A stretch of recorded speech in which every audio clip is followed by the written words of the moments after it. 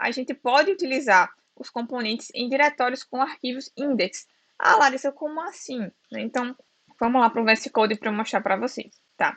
Então, aqui eu tenho um projeto que eu tinha criado aqui, um componente chamado pessoa, mas percebam que ele foi jogado aqui, esse arquivo, dentro dessa pasta components, tá? Então, o mais interessante e o mais eficiente para a gente seria a gente colocar aqui uma pasta, um diretório para cada componente e cada arquivo de componente, no caso desse pessoa. Então, se a gente iria colocar um diretório chamado pessoa e dentro desse diretório eu ia criar um arquivo index.js, né? No caso, se fosse JavaScript, então depende se você vai usar JavaScript ou TypeScript, enfim, não importa, né?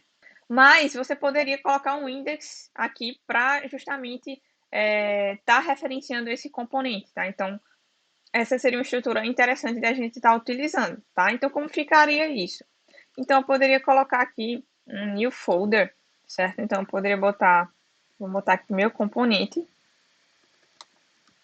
tá? Então, ele ficou aqui fora, vamos botar aqui ele dentro de components, certo? Vamos mover. E dentro aqui de meu componente, eu iria criar um arquivo chamado index.js, tá?